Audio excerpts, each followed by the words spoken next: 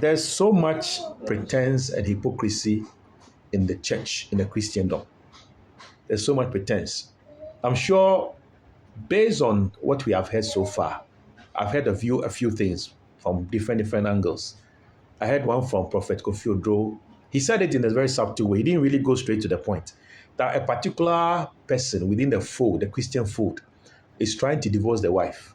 And as they are trying to divorce the wife, now all the spiritual fathers have come together to talk to him, to comfort him, to advise him to stick to the wife. The point here is that this particular brother or sister that is divorcing the wife or the husband, no, is the only one that knows what is going on in the marriage. Spiritual fathers or wherever, no, they are just there to just, they came to do what? They are really not the people that are really in the marriage. So they don't know what the man of God in question is going through. And they're also in a position where they don't want to destroy. They don't want to separate. They want to make sure that things stay together. But at the end of the day, the man knows what he's going through, what he has been through. The man had married a wild cat. And the cat was giving him hell. So he's the only one that knows the kind of bites and the scratches that happen in a room when he's with the cat in the room. I believe when you marry somebody that is toxic and the person is giving you hell and you cannot stand the hell, the best thing to do, is to separate. Though the Bible speaks against divorce, but we have seen classic examples of where women or men stood in certain marriages, and they perished.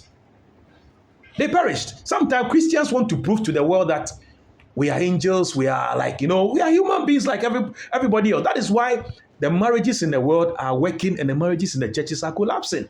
Because we are too fake. We are too super spiritual.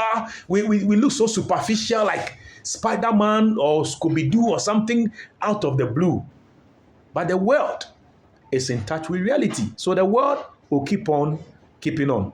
Whereas the Christian marriages are collapsing. You are the only one that knows what is going on in your marriage. And in life, I realize one thing, that if anything that is toxic is dangerous to your health, the earlier you disconnect from that toxic thing, the better it is for you. A lot of people are in toxic marriages, poisonous relationship. Even some people are in work environments that are not healthy, but they are being told to stay in that work environment. There's no way you can move forward. Maybe as I'm speaking to you, you are in a particular house, a compound house, an apartment building, and everybody in that apartment building is against you. Why are you still there? It's a toxic environment. Everybody wishes your downfall. Is that the best place to be? The earlier you separate yourself from that environment, the better. 2025 is a good year. Disconnect yourself from anything that stresses you. Disconnect yourself from anything that brings you down, that undermines you. If that husband of yours, that wife of yours, does not believe in your dream, bid them farewell. Bye-bye. Let's stop the hypocrisy. Let's stop the pretend. We want everybody to think that everything is working. We want everybody to think that, the marriage is working, everything is going on well. We are afraid of what people will say. I'm a counselor and then you are a pastor. What are people going to say? So let us pretend and be in the marriage. Meanwhile, it's killing us.